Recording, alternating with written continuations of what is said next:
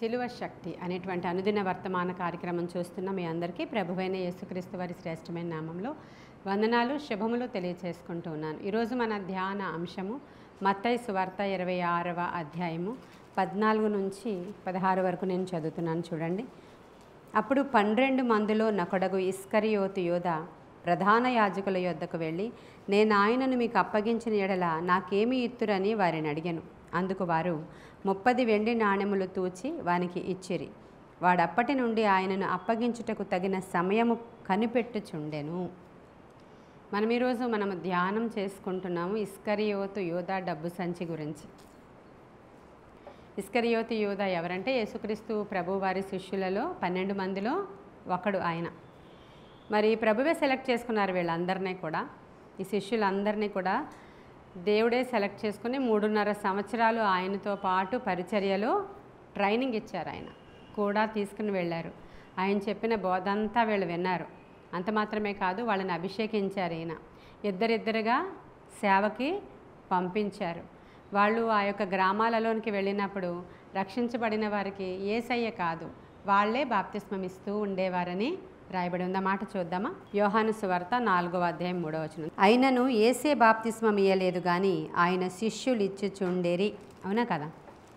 యేసయ్య బాప్తిస్మాలు ఇవ్వలేదు, ఆయన ఇవ్వలేదు కానీ ఆయన శిష్యులు బాప్తిస్మాలు ఇస్తున్నారు. ఈయన కూడా ఒకడు కదా. అందులో పరిచర్యకి వెళ్ళినప్పుడు అక్కడ వాళ్ళు రక్షించబడిన వాళ్ళకి యేసయ్య శిష్యులు బాప్తిస్మాలు ఇస్తున్నారు. మళ్ళా దయ్యాలను వెళ్ళగొడుతున్నారు, తరువాత స్వస్థతలు చేస్తున్నారు, వాక్యాన్ని ప్రకటిస్తున్నారు, అన్నీ చేస్తున్నారు వీళ్ళందరూ. వాళ్ళల్లో మన యోధా గారు కూడా ఉన్నారు. ఇప్పుడు మనం చదివిన అంశం ఏంటంటే, ఆయనని అప్పగిస్తే నాకు మీరు ఏమిస్తారు అని అడిగాడు. వెళ్ళి ప్రధాన యాజకుల దగ్గరికి వెళ్ళి అడిగినప్పుడు వాళ్ళు అన్నారు, అందుకు మేము 30 నాణేలు తూచి ఇస్తామనగానే, అయితే ఎప్పుడైతే అది విన్నాడో అప్పటి నుంచి ప్రభువుని అప్పగించడానికి అతడు సమయం కోసం కనిపెట్టుకుని ఉన్నాడు అని రాయబడి ఉంది. ఎందుకు అలా అయిపోయాడు యోధా? ఇప్పుడు ఏదో ఒక సంఘంలో ఉన్నారు అని అంటే ఆ యొక్క శిష్యులు చెడిపోయారు, లేదంటే విశ్వాసులు చెడిపోయారంటే ఆ సరైన పాస్టర్ గారు లేరేమో వాళ్ళకి అంటారు.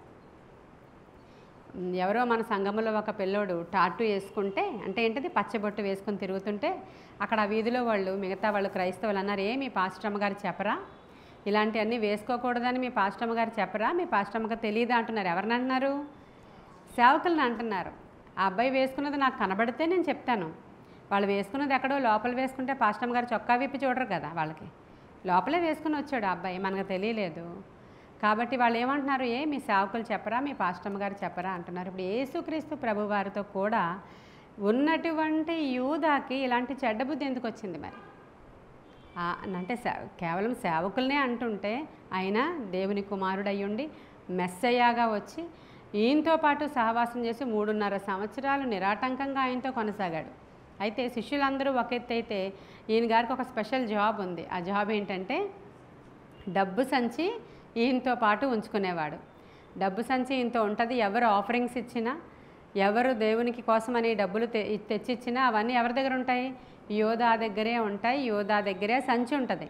కాబట్టి ఆ సంచిలో నుంచి వాడు డబ్బులు దొంగిలించుచూ ఉండెను అని రాయబడి ఉంది. అక్కడ ఏం చేస్తున్నాడంట? దేవుని సొమ్మది, దేవుని భాగం అది, దేవునికి వచ్చిన ఆఫరింగ్స్ అవి అడిగి తీసుకుంటే పర్వాలేదు, ఏం చేస్తున్నాడు? దొంగిలిస్తున్నాడు. వాడు దొంగ అయ్యుండి అని రాయబడి ఉంటుంది. దొంగిలిస్తున్నాడు. అయితే ఈయన ఎవరు, ఎక్కడి నుంచి వచ్చాడు? ఈయన ఊరి పేరు ఏంటంటే, ఈయన పేరు ఏం పేరు? ఇస్కరియోతు యోధా కదా ఈయన పేరు. వీళ్ళ ఊరి పేరు కెరియోతు అన్నమాట. వీళ్ళ ఊరి పేరు కెరియోతు, ఈయన పేరు యోధా. ఇస్కరియోతు అని పిలవడం అనేది ఊరి పేరుతో పిలవడం. నజరేతు వాడైనటువంటి యేసు. ఇస్కరియోతు యోధా అంటే వాళ్ళ ఇంటి పేర్లు కాదవి, ఊరు పేర్లు. సమరయ స్త్రీ, వాళ్ళందరికీ కూడా ఊరు పేర్లతో పిలుస్తూ ఉన్నారు అక్కడ. ఈయన కెరియోతు అనేటువంటి ఊరు వాడంటే, వీళ్ళ ఇంట్లో వాళ్ళ ఫాదరు వాళ్ళందరూ కూడా వ్యాపారస్తులే. ఒక మంచి ధనవంతుల కుటుంబంలో నుంచే వచ్చాడు ఈయన. మిగతా శిష్యులందరూ ఒక ఎత్తు అయితే యోధా ఒక ఎత్తు. ఎందుకంటే మిగతా వాళ్ళందరూ గ్రామాలకి సంబంధించిన వాళ్ళు. ఈయన పట్టణంలో నుంచి వచ్చాడు. ఈయన కొంచెం జ్ఞానం ఉంది, చాలా జ్ఞానం ఉంది. ఈ రోజుల్లో డబ్బులు అందరికీ ఉంటాయి, దాన్ని ఎలా దాచుకోవాలి, ఎలా ఖర్చు పెట్టాలి, ఏ బ్యాంకుల్లో ఉంచాలి, ఏ కార్డులతో ఎలా తీయాలి, ఏమి ఆపరేటింగ్ ఎలా చేయాలి, పేటీఎం జీటీఎం ఏవేవో ఉంటాయి కదా, ఇవన్నీ కూడా డబ్బులున్నా కూడా మనకు తెలియదు. ఎందుకంటే చాలా సందర్భాల్లో మనకు అంత నాలెడ్జ్ పనిచేయదు. ఇప్పుడు చదువుకుంటున్న పిల్లలు, ఇప్పుడున్న పిల్లలు, లేదంటే కొంతమంది ఇలాంటి నాలెడ్జ్ ఉన్న వాళ్ళందరికీ ఇది చాలా బాగా వచ్చేస్తూ ఉంటాయి. అవన్నీ కూడా ఏమోనండి అవన్నీ మాకు రావు, నా దగ్గర డబ్బులున్నా ఇచ్చేస్తాను, అది ఆపరేట్ చేయడం నాకు రాదు అంటూ ఉంటాం మనలో చాలామంది. ఎందుకని మనకి ఇంకా అంత జ్ఞానం లేదు. వీళ్ళకి జ్ఞానం వచ్చింది, ఈ టైప్ ఆఫ్ జ్ఞానం ఉంది. అలాంటి వాడు మన యోధ. వీళ్ళందరికీ అంత జ్ఞానం లేదు. ఈయనకి డబ్బుల యొక్క క్యాలిక్యులేషన్స్, ఈ ఆపరేటింగ్లు, ఈ డబ్బుల్ని దాచడాలు, తీయడాలు, ఉంచడాలు, లెక్కలేయడాలు ఇవన్నీ ఈయనకి బాగా వచ్చు. కాబట్టి ఆయనకి దానికి ఇంట్రెస్ట్, అది చాలా ఇంట్రెస్ట్ ఆయనకి. కాబట్టి ఆయన దాని మీద ఎప్పుడూ లెక్కలేస్తూ ఉంటాడు. ఒక సందర్భంలో యోహాను సువార్త 12వ అధ్యాయంలో తెరవండి. యోహాను సువార్త 12వ అధ్యాయం 3వ వచనం నుంచి చూద్దాం. మరియు మిక్కిలి విలువగల అచ్చ జటామాంసి అత్తరు ఒక సేరున్నర ఎత్తు తీసుకుని యేసు పాదములకు పూసి తన తల వెంట్రుకలతో ఆయన పాదము తుడిచెను. ఇల్లు ఆ అత్తరు వాసనతో నిండెను. ఆయన శిష్యులలో ఒకడు, అనగా ఆయనను అప్పగింపనయ్యున్న ఇస్కరియోతు యోధ, ఈ అత్తరెందుకు 300 దేనారములకు అమ్మి బీదలకు ఇయ్యలేదనెను. వాడు ఇలాగు చెప్పినది బీదల మీద శ్రద్ధ కలిగి కాదు గాని, వాడు దొంగయ్యుండి తన దగ్గర డబ్బు సంచి ఉండినందున అందులో వేయబడినది దొంగిలుచుచూ వచ్చెను గనుక అలాగూ చెప్పాను. చూసారా, నేను చెప్పిన మాటలు ఇక్కడ ఉన్నాయా? మన నోటితో ఊరికనే దొంగ అని అనలేదు ఆయన్ని. ఎవరు రాశారు? యోహాన్ గారు రాసేశారు. అలాగా ఈ మిగతా శిష్యులు ఎవరికి కూడా వాడు వీడు అని ఎవరు కూడా ఎక్కడ కూడా రాయబడి లేదు. తప్పులు, అపరాధాలు, మనకున్నటువంటి బలహీనతలు మన స్థాయిని దిగజార్చేస్తాయి. చూస్తున్నారా? ఇంకా మిగతా శిష్యుల్ని వాడు వీడు అని రాయడం ఎక్కడైనా చూసారా మీరు? యోహాన్ ఏకంగా వాడు దొంగ అలా రాసేశారు. లోక అతను ద్రోహి అని రాసేస్తాడు. యేసుక్రీస్తు ప్రభువారు అతడు అపవిత్రుడు అని మాట్లాడేశారు. కాబట్టి ఇతని గురించి ఎలా రాయబడిపోయిందో చూడండి. ఎందుకని అని అంటే, డబ్బు మీద వ్యామోహం అతనికి అంత పెద్ద ఉపద్రవాన్ని తీసుకొచ్చింది. చిన్న విషయం కాదు ఇది, చిన్న విషయం కాదు. అతనికి డబ్బు పిచ్చి ఉంది బాగా. డబ్బులు సంపాదించాలి, డబ్బులు. చాలామందికి పిచ్చి ఉంటుంది. అది పిచ్చి కాదు అనుకుంటారు, అది పెద్ద విషయం కాదు అనుకుంటారు. అవును, డబ్బులు సంపాదించుకోకపోతే ఈ రోజుల్లో ఎలా బ్రతుకుతాం పాస్టమ్మ గారు? ఇప్పుడు 4 డబ్బులు నేను వెనకేసుకున్నాను కాబట్టి ఈరోజు మీరు అడిగితే ఇచ్చాను నేను అనేటువంటి ఆలోచనతో చాలామంది ఉంటూ ఉంటారు. అలా అని వెనకేసుకోవడం తప్పని నేను చెప్పట్లేదు. అవి లేకపోతే మానవ జీవితం చాలా కష్టం. ధనవంతుడిగా ఉండడం తప్పు కాదు, కానీ నీ మనసంతా ధనం మీద ఉండడం చాలా తప్పు. మన అవసరతల కొరకు ధనాన్ని వినియోగించుకోవచ్చు, కానీ ధనము కంటే దేవుడు గొప్పవాడని నమ్మాలి. మన ధనము కంటే దేవుని పని గొప్పదని మనము ఎంచాలి. ఈ లోకానుసారమైనటువంటి ధనము చిమ్మెట కొట్టేస్తుంది, చెద తిని వేస్తుంది. కానీ పరలోకంలో మనము ధనము కూర్చుకుంటే అది చాలా ప్రశస్తమైనదని. మొదట ఆయన నీతి కొరకు, ఆయన రాజ్యము కొరకు నువ్వేదైనా సరే చేయాలి. కాబట్టి ఇక్కడ ఇతడు ధనము, డబ్బులు పిచ్చి తనకి, కాబట్టి ఆ పోస్ట్ తీసుకున్నాడు. ఇప్పుడు ఇక్కడ యోహాన్ ఏమని రాశాడంటే, వాడికి బేదల మీద ఉన్న శ్రద్ధ కానే కాదు, కానీ అది ఎంత కమ్మితే ఎంత వస్తుందో లెక్కలు ఎలా వేస్తున్నాడో చూసారా లోపల. ఆమె తెచ్చినటువంటి అత్తరు ఏం తెచ్చిందో, అది ఏమి అత్తరో, అచ్చ జటా మాంసి దాని విలువెంతో, దానిని అమ్మితే ఎంత వాళ్ళ వెల వస్తుందో, ఆ వెల వస్తే ఎంతమందికి చేయొచ్చో క్యాలిక్యులేషన్. కొంతమందికి మిగతావి ఏమీ రావు, డబ్బులు లెక్కలు వేయమంటే. అంటే దాని మీదే ధ్యాస అంతా, ఇంకా దాంతోనే పని అంతా. మిగతావి ఏమీ రావండి, ఏమి నాలెడ్జ్ ఉండదు మిగతాది. కానీ డబ్బు లెక్కలు వేయమంటే డబ్బు. అది చాలా చిన్నది అనుకుంటున్నారు, కానీ ధనాపేక్ష సమస్త కీడులకు. తిమోతికి రాసిన పత్రిక తెరుద్దాం, ఆ మాటలు చూద్దాం ఒకసారి. మొదటి తిమోతికి రాసిన పత్రిక 6వ అధ్యాయము 8వ వచనం చూద్దాం. మనం ఈ లోకములోనికి ఏమీ తేలేదు, దీనిలో నుండి ఏమీ తీసుకుని పోలేము. కాగా అన్నవస్త్రములు గలవారమై ఉండి వాటితో తృప్తి పొంది ఉందము. ధనవంతులగుటకు అపేక్షించి వారు శోధనలోను, ఉరిలోను, అవివేకయుక్తములకు హానికరములనైన అనేక దురాశలలోనూ పడుదురు. అట్టివి మనుష్యులను నష్టములోను, నాశనములోను ముంచివేయును. ఎందుకనగా ధనాపేక్ష సమస్తమైన కీడులకు మూలము. కొందరు దానిని ఆశించి విశ్వాసము నుండి తొలగిపోయి నానా బాధలలో తమను తామే పొడుచుకున్నారంటండి. చూసారా, చాలా క్లియర్గా రాయబడి ఉంది. ఈ ధనాపేక్ష అనేది సమస్త కీడులకు కూడా. ధనవంతులగుటకు అపేక్షించి వారు దేంట్లో పడిపోతారంట? శోధనలోను, ఒకేసారి డబ్బులు సంపాదించేద్దాం, ఒకేసారి కొండను కొట్టేద్దాం, ఆ డబ్బుల కోసమే ఏదో చేసేద్దాం, డబ్బులు డబ్బులు డబ్బులు అని దాని వెనకాల పరిగెత్తే వాళ్ళు ఏం చేస్తారంట, శోధనలలోనూ ఉరిలోనూ చిక్కుకుపోతారంట. అవివేకయుక్తములకు హానికరములైన అనేక దురాశలలో పట్టుబడిపోతారంట. అటువి మనుష్యులను నష్టములోనికి నాశనములోనికి ముంచి వేస్తుందంట. ప్రియమైన దేవుని బిడ్డలారా, కాబట్టి ఒకసారి జ్ఞాపకం చేసుకోవాలి. విశ్వాసం నుండి తొలగిపోయి తమను తాము నానా విధమైన బాధలతో వాళ్ళు తమను తామే పొడుచుకున్నారంట. ఇది డబ్బుల గురించి. ఇప్పుడు మనకి యూదా గారికి దొరికింది అదే, ఈ వెండి నాణేలు కావాలని. ఎంత ఇస్తారో అని అడుగుతున్నాడు. నేను ఆయన మీకు అప్పగించేస్తాను కదా, మీరు నాకు ఎంత ఇస్తారో అని అడిగాడు. అడిగితే వాళ్ళు 30 వెండి నాణేలు తూచి ఇచ్చేశారు వాళ్ళు. ఈ వెండి నాణేలని హీబ్రూలో అగోడా అంటారు. అడ్వర్టైజ్మెంట్ వస్తుంది, అగోడా అంటుంటారు కదా. ఈ హీబ్రూలో వెండి నాణేలని అగోడా అంటారు అన్నమాట. ఈ వెండి నాణేలని ఎంత ఇస్తారో చెప్పండి అనగానే వాళ్ళు ఎలా క్యాలిక్యులేట్ చేశారు ప్రభువుని. ఒక బానిసను కొనుక్కోవడానికి మార్కెట్లో నిలవబడితే ఆ బానిస యొక్క ఖరీదు 30 వెండి నాణేలు. ఒక ఎద్దు కానీ, ఒక యజమానుడి యొక్క ఎద్దు ఎవరినైనా దాసుని కానీ దాసురాలను కానీ పొడిచి చంపేసింది అనుకోండి, ఆ ఎద్దుకి ప్రతిఫలముగా 30 వెండి నాణేలు ఇచ్చి ఆ ఎద్దునంట చితక బాదాలంట, అలాగ కొట్టేసి దాన్ని చంపేయాలంట. అలాంటి లిస్టులో మన ప్రభువుని వేశారు. ఆయనను ఒక బానిస క్రింద అమ్మి తరువాత ఆయనను ఏం చేశారు, కొట్టి చంపడానికి అప్పగిస్తున్నాం అన్నట్లుగా ఆ 30 వెండి నాణేలని కూడా ఇస్కరియోతు యోధాకి ఇచ్చారు. మంగళవారం ఇచ్చారంట ఆయనకి. మంగళవారమే ఆయనకి ఆ వెండి నాణేలను ఇచ్చారంట. శుక్రవారం వాడు ఊరు పెట్టుకుని చచ్చిపోయాడు. ఏప్రిల్ 4వ తారీఖు అంట. ఆ రోజుల్లో ఉన్నటువంటి, మనం ఇక్కడ నుంచి క్యాలెండర్లో చూస్తే ఏప్రిల్ 4వ తారీఖు మంగళవారం ఈ డబ్బుల్ని చేతిలోకి అయ్యగారు తీసుకున్నారు. కాబట్టి ఇది అక్కడ విషయం. కాబట్టి మనం యూదా నుంచి ఏమి నేర్చుకుంటాం? యూదా నుంచి ఏమైనా నేర్చుకుంటామా సిలువ దగ్గర అంటే? మనం కూడా మనలో చాలామంది అనుదినము ఇలా వర్తమానాలు నేర్చుకుంటూ ఉంటాం. ప్రతిరోజు దేవుని సన్నిధిలోనికి వస్తూనే ఉంటాం. ప్రతిరోజు ఆయనతో సంబంధం కలిగి బోధ కూడా చేస్తూ ఉన్నారు. అనేకులకు మీరు భాషలతో మాట్లాడగలరు, అనేకులు పరిశుద్ధాత్మతో నింపబడి అనేకులకు వాక్యం చెప్పగలరు, మీరు అనేకులను దేవుని తట్టు త్రిప్పగలరు. ఒకసారి వెలిగింపబడి పరలోక సంబంధమైనటువంటి వరములను రుచి చూచిన తరువాత మరలా వెనకకు తిరిగిన వారి పని ఏమైపోద్ది? వాళ్ళు ఇంకెంత మాత్రం కూడా వెలిగింపబడలేరు. యోధాకి పశ్చాత్తాపం వచ్చిందా అంటే వచ్చింది. అసలు యోధాకి దేవుడిచ్చినటువంటి ఆధిక్యత ఎలాంటిదంటే ఒకసారి తెరవండి, మత్తయి సువార్త 19వ అధ్యాయము 28వ వచనం చూద్దాం. యేసు వారితో ఇట్లా, నేను పునర్జనన మందు మనుష్య కుమారుడు తన మహిమగల సింహాసనము మీద ఆసీనుడై ఉండునప్పుడు నన్ను వెంబడించిన మీరును 12 సింహాసనముల మీద ఆసీనులై ఇజ్రాయేలు 12 గోత్రముల వారికి తీర్పు తీర్చుదురు. హల్లెలూయా.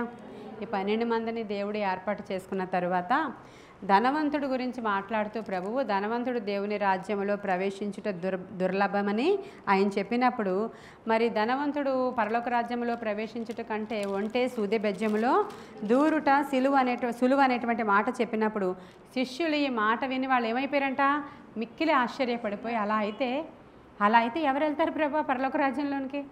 ఇదేంటిది, డబ్బులుంటే వెళ్ళమా మేము? మరి డబ్బులు సంపాదించుకోకూడదా? డబ్బులు ఉండకూడదా క్రైస్తవులకి? అలా అయితే మరి ఎలా ప్రభువా అని అలా అడిగినప్పుడు యేసు వారిని చూచి, ఇది మనుష్యులకు అసాధ్యమే కానీ దేవునికి సమస్తము సాధ్యమని చెప్పాను. పేతురు, ఇదిగో అలా అయితే మరి మమ్మల్ని ఏం చేయమంటావు? మేము సమస్తమే విడిచిపెట్టి నిన్ను వెంబడించేసామే, మరి మాకు ఏ ఆధిక్యత ఉంది? ఏమి ఉంది? మాకు ఆస్తిపాస్తులు ఎక్కడా?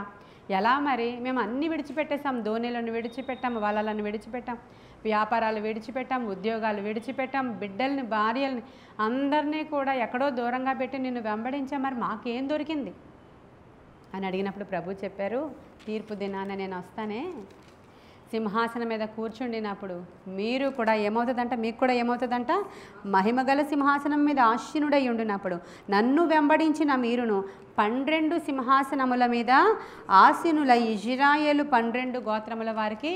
ఇప్పుడు యోధా గారికి ఇచ్చిన ఆధిక్యత ఏంటంట, ప్రభువుతో పాటు ప్రభు ఇలా సింహాసనం మీద కూర్చుంటే ఇక్కడ 12 సింహాసనాల మీద ఆ శిష్యులు కూర్చొని తీర్పు జరిగినప్పుడు వాళ్ళందరూ కూడా తీర్పు తీర్చే వాళ్ళ లిస్టులో రాజులుగా ఉంటారు వాళ్ళు. హల్లెలూయా.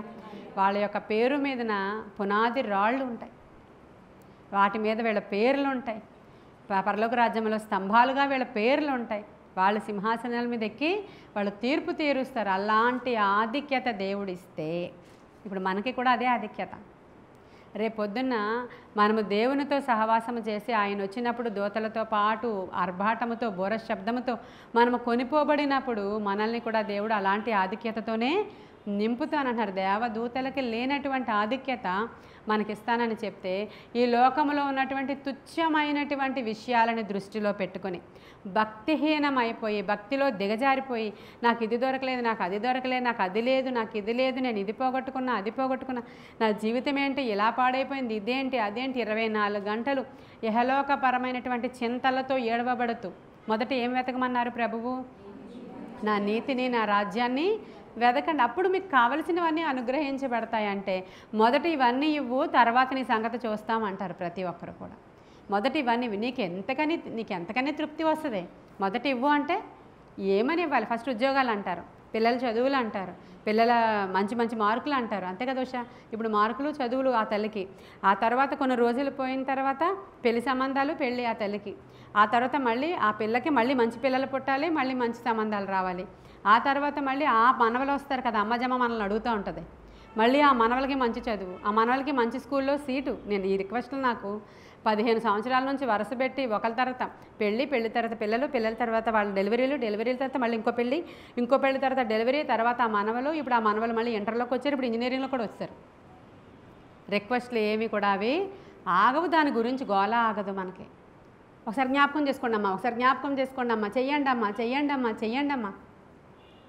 ఈ అవసరతలన్నీ అంటాడు ప్రభు, మీరు అడగక మునిపే మీ అక్కరతలు ఏమై ఉన్నాయో నాకు తెలుసు. మీరు చేయవలసిందల్లా మీరు నమ్మకస్తులుగా నాకు ఉండండి, నా నీతిని రాజ్యాన్ని వెదకండి, నా మందిరము గురించి మీరు ఆలోచించండి, నా సేవ గురించి మీరు ఆలోచించండి.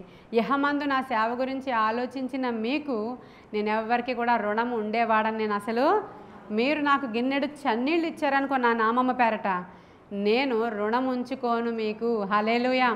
ఆయనేమో ఒక పక్క నుంచి ఇది బోర పెట్టి ఊదుతూ ఉంటాడు, ఒక పక్క నుంచి నువ్వు ఇది బోర పెట్టి ఊదుతూ ఉంటావు. సేవకులు ఏ వైపు చూడాలి? అసలు యోధా ఏమనుకున్నాడంటే, నేను మెస్సయ్యాని, నేను రాజుని, యూదులకు రాజుని నేను అని అనగానే, అయితే ఇదిగో నేను వచ్చేస్తున్నాను, నేను నీ అసిస్టెంట్ నేను పరిగెట్టుకు వచ్చేసాడు. ఆయన ఏమనుకుంటున్నాడంటే, ఇప్పుడు రోమన్ గవర్నమెంట్ కూలిపోతుంది, రాబోయేటువంటి అప్కమింగ్ కింగ్ ఈయనే, ఈ నజరేతు వాడైన యేసు ఈయనే. ఇప్పుడు ఆ రోమన్ గవర్నమెంట్ కూలిపోతుంది, నెక్స్ట్ ఈ గవర్నమెంట్ ఎక్కుతుంది, ఎక్కిన తర్వాత పెద్ద పెద్ద పోస్టులన్నీ ఇస్తారు కదా చుట్టూరు, ఆ పోస్టుల్లో ఇక్కడ మన ఆర్థిక శాఖ మంత్రిగా నేనే ఉండాలి. కాబట్టి ఇప్పటి నుంచే నేను కొనసాగితే ఈ చిన్న స్టేజ్ నుంచే ఆయనతో పాటు ఆయనను వెంబడిస్తే నేను ఆ రాబోయేటువంటి రాజ్యంలో నేను ప్రాముఖ్యమైనటువంటి స్థానంలో ఉంటాను అనే ఉద్దేశ్యముతో వచ్చినవాడు యోధ. ఈరోజు చాలామంది క్రైస్తవ్యంలోనికి దేవుడి దగ్గరికి వస్తే నాకు ఇల్లు వస్తుంది, నాకు బిడ్డలు పుడతారు, నాకు అప్పులు పోతాయి, నాకు జబ్బు పోతుంది, మాకు పెళ్ళిళ్ళు అయిపోతాయి, దేవుని సన్నిధిలోనికి రోజు రావడం వల్ల ఇవన్నీ జరిగిపోతాయి అని వస్తుంటారు చాలామంది. ఆ తర్వాత కొన్ని రోజులకి జరగలేనప్పుడు, ఏమీ లేదు ఈ పాస్టమ్మ గారు మామూలుగా ఎన్నో రోజుల నుంచి చేస్తున్నారు కానీ నాకేం జరగలేదు, మీకు ఏమైనా జరిగిందా? అప్పుడు మీరు చెప్తారు, ఆ మాధురి గారు అంటారు, లేదండి నేను వస్తున్నాను కానీ అలా రోజు ఏడుస్తూనే ఉంటాను. అవునా, మీకు జరగలేదా? సరే, మీకు తెలుసా ఇప్పుడు మన సిటీలోకి ఇంకో పాస్టర్ గారు వస్తున్నారు, వాళ్ళు ఇలా ప్రవచిస్తారు, వాళ్ళు ఇలా ప్రార్థన చేస్తారు, మీరు వస్తారా? సాయంకాలం తీసుకెళ్తాం.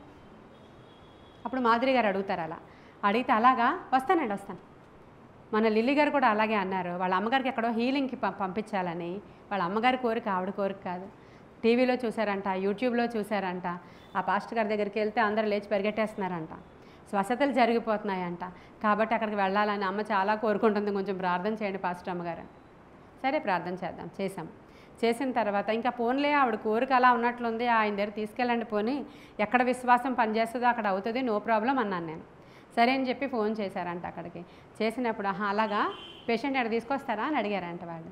అంటే మరి ఫోన్లో ప్రేయర్ చేయండి అని అంటే, ఫోన్లో ప్రేయర్ చేయాలంటే మొదటగా 12,000 డిపాజిట్ చేయండి అన్నారు. మొదటగా మీరు 12,000 డిపాజిట్ చేయండి, అప్పుడు ఫోన్లో కాంటాక్ట్ చేస్తాము, ప్రార్థన చేస్తారు, మా సార్ అప్పుడు లైన్లోకి వస్తారు. మరి ఇంక దగ్గరికి వెళ్ళి ఆయన చేత చేపెట్టించుకోవాలంటే మరి ఎన్ని వేలో తెలియదు. అంటే సామాన్య ప్రజలకి స్వస్థత అందుబాటులో లేదా? మీరు ఉచితముగా పొందారు, ఉచితముగా ఇవ్వండి. హల్లెలూయా.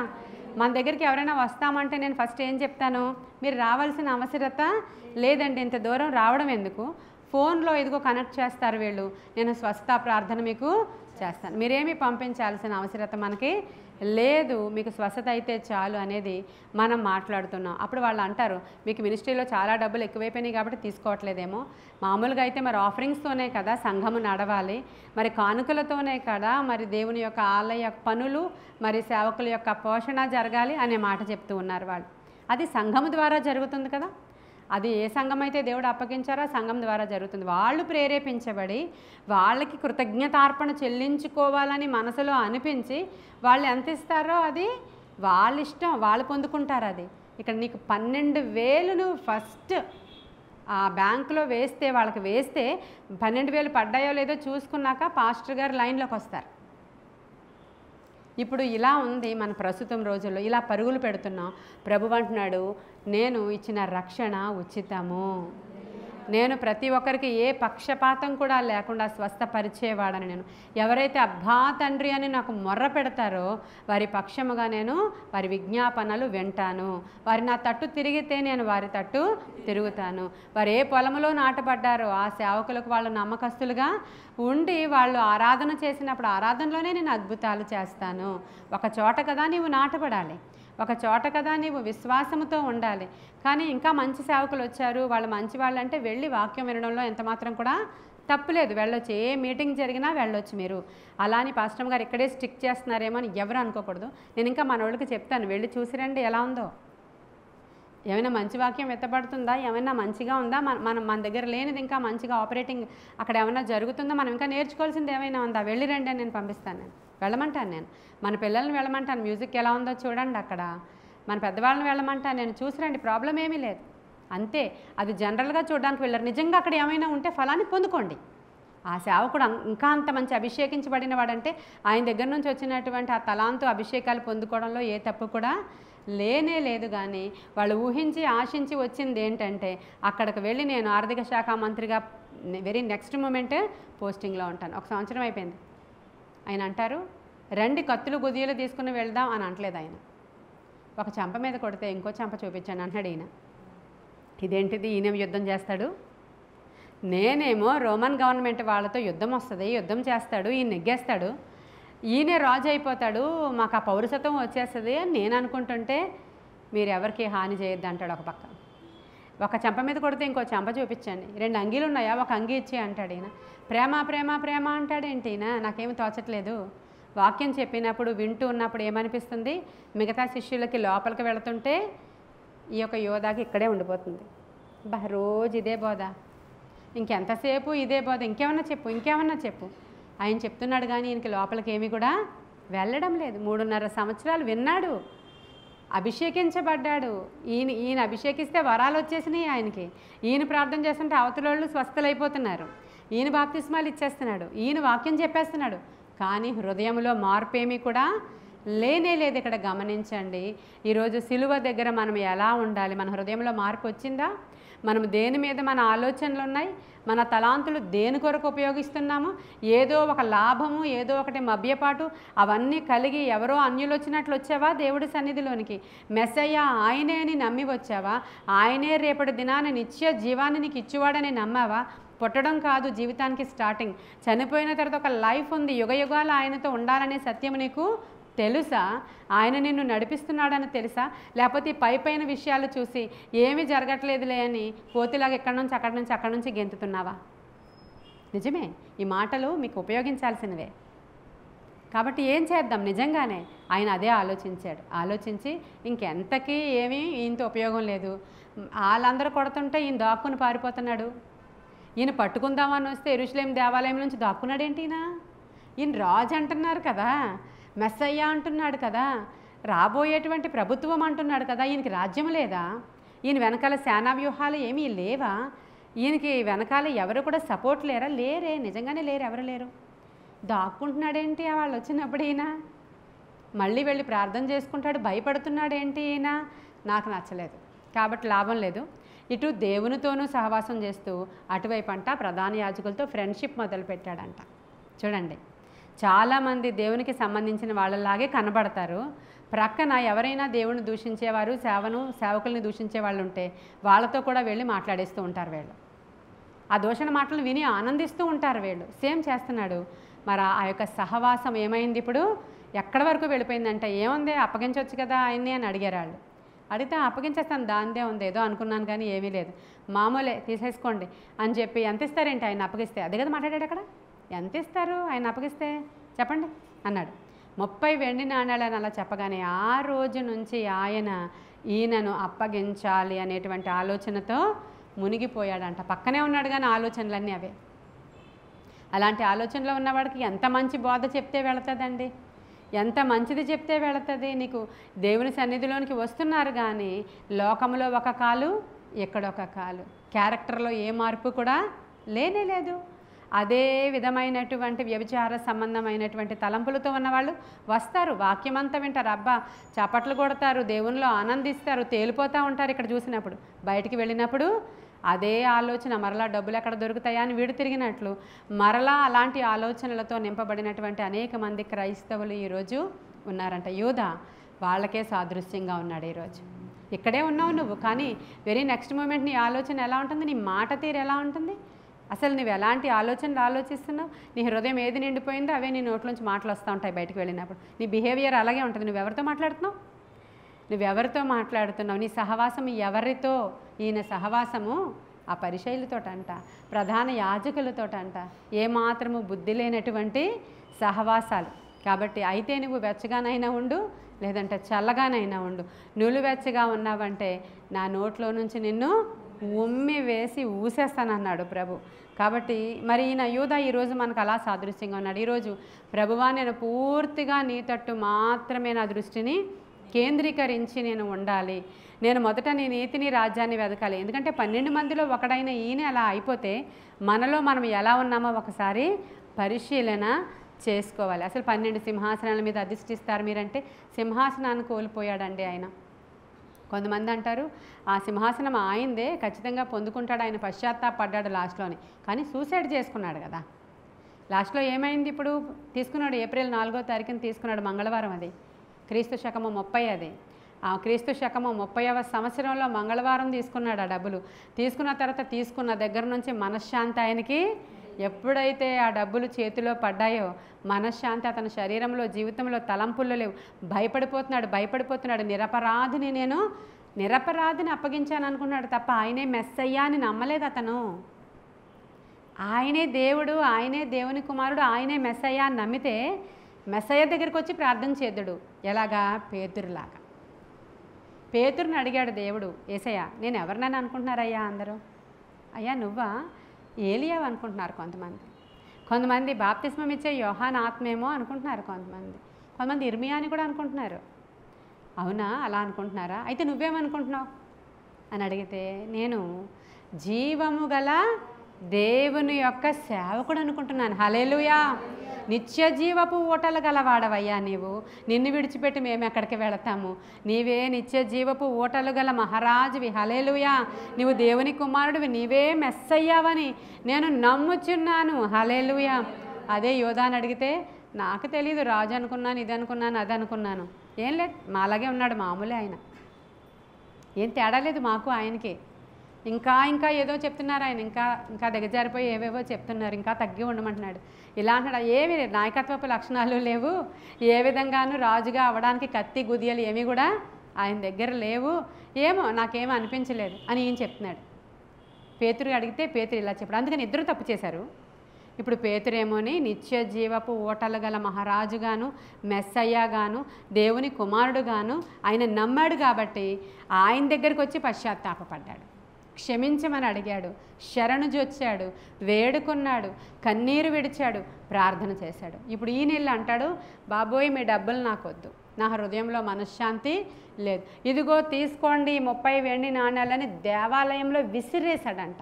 ఈయన ఏం చేశాడు? 30 వెండి నాణ్యాలు తీసుకోమన్నాడు. వాళ్ళన్నారు ఈ సొమ్ము మాకెందుకు, ఆ బానిస నమ్మిన సొమ్ము, ఆ డబ్బులు అపవిత్రం, మేము అసలు ముట్టుకోమన్నారు. వాళ్ళన్నీ అలాంటి ఆచారాలు వ్యవహరించేటువంటి ప్రధాన యాజకుల ఆ డబ్బులు అపవిత్రం, బానిస నమ్మిన డబ్బులు అవి మాకొద్దు. మాకొద్దంటే ఆ మందిరంలో విసిరేసి వెళ్ళిపోయాడంట. దానితో వాడు చనిపోయిన తర్వాత వాడు సమాధి పెట్టడానికే కొన్నారు అక్కడ వాడు. దాన్ని రక్తపు భూమి అన్నారు దాన్ని. అక్కడ పరుగు పెట్టుకుని వెళ్ళిపోయాడు. మనశ్శాంతి లేదు, పశ్చాత్తాప పడుతున్నాడు, ఏడుస్తున్నాడు. కానీ నిత్య జీవపు ఊటలు గల మహారాజు దగ్గరికి వచ్చి అడవట్లేదు. అతనికి అతనే పశ్చాత్తాప పడుతూ ఏడుస్తూ వెళ్ళి ఆ యొక్క చెట్టుకి ఉర్రు పెట్టుకుని అక్కడ చనిపోయినట్లుగా లేఖనం సెలవిస్తూ ఉంది. అతని రక్షణను కోల్పోయాడు. సిలువ దగ్గర ఇటువంటి వాళ్ళందరూ కూడా 2 గుంపులు ఎక్కడ చూసినా ఉంటారు. పేతురు లాంటి గుంపు ఒకరైతే యోధా లాంటి గుంపు ఒకరు. వాళ్ళు తప్పులు చేసేస్తారు, తిరిగేస్తారు, అన్నీ చేసేస్తారు, విచ్చలవిడిగా ఉంటారు. పైగా వచ్చి ఇక్కడ భక్తి చేస్తూ ఉంటారు. ఆయన ఎవరో వీరికి సరిగ్గా తెలియదు. ఆయన కేవలం ప్రేమించేవాడు, లేకపోతే చేర్చుకునేవాడు, రక్షించేవాడు మాత్రమే కాదు.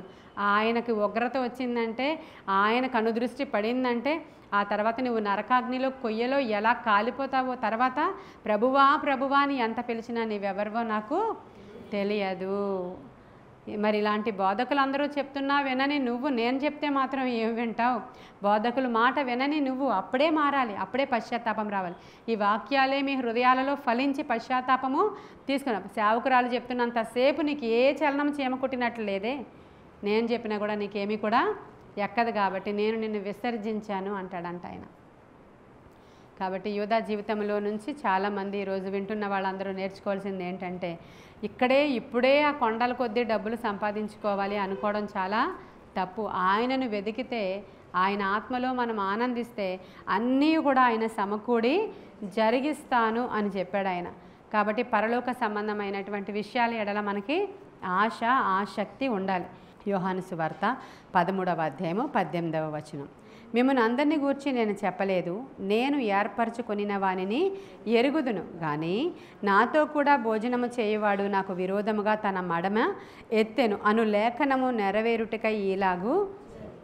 ఇప్పుడు ఎందుకు ఇలా జరిగింది యోధా విషయంలో మనం ఆలోచన చేస్తే, ఇతను ఒక్కడి దగ్గరికే ఈ యొక్క సాతాను ప్రవేశించిందంట. లూకాసు వార్త 22:3 చూడండి అమ్మ ఒకసారి. అంతటా 12 మంది శిష్యుల సంఖ్యలో చేరిన ఇస్కరియోతు యోధా అనబడిన యోధాలో సాతాను ప్రవేశించెను గనుక వాడు వెళ్ళి ఆయనను వారికి ఎలాగో అప్పగింపవచ్చునో దానిని గూర్చి ప్రధాన యాజకులతోనూ అధిపతులతోనూ మాటలాడెను. అందుకు వారు సంతోషించి వానికి ద్రవ్యమియ్య సమ్మతించిరి.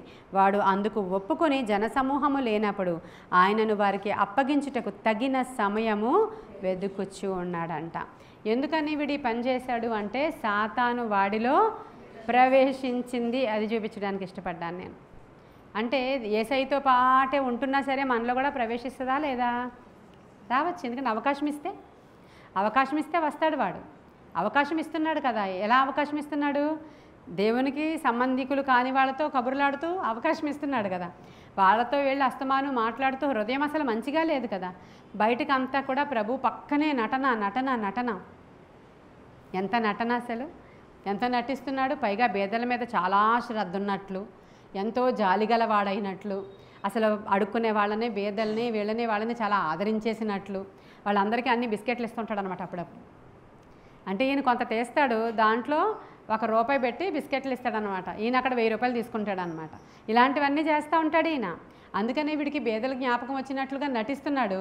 తీసుకెళ్ళి ఇవన్నీ చేసేసి కొంతమంది ఇలా అనుకుంటారు, అలాంటి పనులు చేసేసి పాప ప్రక్షాళన చేసేసుకుందాము అని. అవే చేస్తున్నాడు. వెంటనే బేదలు గుర్తొచ్చేసారంటే ఈయనకి. బేదలు గుర్తొచ్చేసి అలాంటివన్నీ కూడా చేసేస్తున్నారు. అదంతా కూడా తప్పే అంటున్నాడు ఇక్కడ లేఖనకారుడు. అయితే ఇప్పుడు ఇక్కడ ఏముందంటే, వాడిలోనికి ఎవరు ప్రవేశించారంట? సాతాను ప్రవేశించెను గనుక. యోహాను సువార్త 13వ అధ్యాయము 2వ వచనము. వారు భోజనము చేయుచుండగా ఆయనను అప్పగింపవలెనని సీమోను కుమారుడగు ఇస్కరియోతు యూదా హృదయములో అపవాది ఇంతకు ముందే ఆలోచన పుట్టించి ఉండెను గనుక. చూసారా? అంటే వీడికి ఎప్పటి నుంచి ఆలోచనలు ఉన్నాయి? ఇంతకు ముందే ఉంది. ముందే ఆలోచన ఉంది వాడికి, ముందు నుంచే ఈ తలంపు ఉంది వాడికి. కాబట్టి సాతానుడు వాడిలో ప్రవేశించి ఇవన్నీ కూడా చేస్తూ ఉన్నాడు. సాతానుకి, తలంపుకి, ఆలోచనలకి మనము మన తల ఇస్తే వాడింకా ముందు నుంచి కూడా మనలో దేవుని దగ్గర నుంచి ఎలా దూరం చేద్దామా, ఎలా దేవుని దగ్గర నుంచి తప్పిద్దామా అని చెప్పి సంఘానికి చెడిపే వాళ్ళగా తయారు చేస్తారు వాళ్ళని. సంఘములో ఉన్నటువంటి స్త్రీలను చెడిపే వాళ్ళగా పురుషులను తయారు చేస్తాడు, పురుషులను చెడిపేవాడిగా స్త్రీలను తయారు చేస్తాడు, యవ్వనస్తులను చెడిపే వాళ్ళగా ఒక యవ్వనస్తుడిని పంపిస్తాడు. చిన్న చిన్న స్కూల్స్లోనికి ఇప్పుడు అక్కడికి వెళ్ళి స్కూల్స్ దగ్గర కూర్చొని ఏవో చాక్లెట్స్ ఇస్తున్నారంట, దాంట్లో డ్రగ్స్ని అలవాటు చేసి ఆ పిల్లలకి అవి ఎలా ఉంటాయో కూడా యూట్యూబ్లో పెట్టారు. వాళ్ళు ఆ స్కూల్ దగ్గరే అమ్ముతున్నారని చెప్పి కొనుక్కుంటారు. ఫస్ట్ రోజున తక్కువ డబ్బులకి ఊరికినే ఫ్రీ శాంపిల్స్ ఇస్తారు. వాళ్ళు తీసుకుని తినిన తర్వాత రోజు అది తినాలి ఆ లంచ్ టైంలో, ఆ యొక్క ఫ్రీ టైంలో అనుకుని మళ్ళీ బయటకు వెళ్తారు. నువ్వు 1 రూపీ ఇస్తే ఇస్తామంటారు, తర్వాత 10 రూపీ, తర్వాత 100 రూపీస్ ఇస్తే ఇస్తామంటున్నారు. వీళ్ళు ఎడిక్ట్ అయిపోతున్నారు పిల్లలని. నెమ్మదిగా వాడు అలవాటు చేస్తూ ఉంటాడంట. అలాంటి యవ్వనస్తులు సంఘంలోనికి కూడా ప్రవేశించి చెడపడం ప్రారంభిస్తారు ఇక్కడ. అప్పుడు ఒక్క యవ్వనస్తుడి వల్ల, కోరహు వల్ల వాళ్ళందరూ కూడా ఎంతమంది అండి, 250 మంది ఆయన పక్షానుగా వెళ్ళిపోయి ఆ నెర విడిచి దాంట్లోనికి పోయి వాళ్ళు చచ్చిపోయారు. అలాగ యవ్వనస్తులను చెడపడానికి ఒకడొస్తాడు, వాడిలో సాతానుడు ప్రవేశించాడని గుర్తెరిగిన వెంటనే మన పిల్లలను మనము జాగ్రత్త చేసుకోవాలి, మన ఆడవాళ్ళను మనము జాగ్రత్త చేసుకోవాలి, మన మగవాళ్ళని మనము జాగ్రత్త చేసుకోవాలి, వాళ్ళకి చెప్పుకోవాలి. ఇలాంటి వాళ్ళు ప్రవేశించినప్పుడు సంఘానికి ఎంత యేసయ్య దగ్గరే ప్రవేశించారు. కాకపోతే ఇక్కడ ఒకటి, లేఖనాల యొక్క నెరవేర్పు జరుగులాగున ఈ విధముగా వాడి విషయంలో అలాగన జరిగింది. వీడు పుట్టకపోయిండుంటే బాగుండు, వీడు అపవిత్రుడు అనేటువంటి మాటను కూడా దేవుడు అతడి కొరకు మాట్లాడాల్సినటువంటి దుస్థితి వచ్చింది. యూదా నుంచి నేర్చుకోవాల్సింది మనం ఇదే, మన హృదయాలను పరిశీలించుకోవాలి. వాక్యాన్ని తలలోనికి కాదు, ఎక్కడ పెట్టుకోవాలి, హృదయంలోనికి చేర్చుకోవాలి. ఈ లోకములో ఈ ధనాశ సమస్త కీడులకు మూలము. ఈ లోకములో వట్టిగా వచ్చాము, వట్టిగానే వెళ్ళిపోతాము, మనమేమి తీసుకుని వెళ్ళము. కాగా అన్న వస్త్రములు గలవారమై తృప్తిగా మనము జీవించడానికి అవసరమైన కృప మీరు మాకు ఇవ్వండి అని అడగాలి తప్ప ఆ డబ్బులు సంపాదన కోసం రకరకాల అడ్డదారులు గడ్డి తినడానికి వీలు లేదు అని ఈ యోధా వల్ల మనకి తెలుస్తుంది. మనం ఈరోజు మరొకసారి పశ్చాత్తాపముతో, ప్రభువా నన్ను ఏ ఉద్దేశంతో పుట్టించావో, ఖచ్చితంగా సాతానుకు నేను చోటు ఇవ్వకూడదు, అపవాదికి నేను చోటు ఇవ్వకూడదు. నేను ఇవి ఆశించి నీ దగ్గరికి నేను రాలేదయ్యా, నిన్నుగానే ప్రేమించి వచ్చాను. ఒకవేళ నిజమే ఇక్కడికి వస్తే అవి జరుగుతాయని వచ్చినప్పటికీ సత్యము తెలుసుకున్నాను కనుక మొదట దాని మీద నా దృష్టిని నిలుపుతున్నాను. అన్నీ నీవే ప్రొవైడ్ చేస్తావు. నేను నీతిగా ఉంటే ప్రభువా నీవు నాకు అన్నీ సమకూరుస్తావు. నేను నమ్మకంగా ఉంటే మెండైన దీవెనలు నీవు మాకు ఇస్తావు. నేను నా కుటుంబము నీ సన్నిధిలో నిలకడగా నిలబడితే యెహోషువను ఆశీర్వదించినట్లు నన్ను ఆశీర్వదిస్తావు. కాబట్టి నమ్మకస్తుడు కానీ ఇల్లంతటిలో మోషే వలె ఉంటే నన్నే నాయకుడిగా తయారు చేస్తావు. ఎస్తేరు వలె నీ సన్నిధిలో హంబుల్గా నిలవబడితే నన్నే రాణిగా చేస్తావు ప్రభువా. అట్టి కృప నాకు దయచేయమని అడుగుచున్నాను ప్రభువా. నీ కృపగల హస్తానికి దినవర్తమానాన్ని అప్పగించుకుంటున్నాను.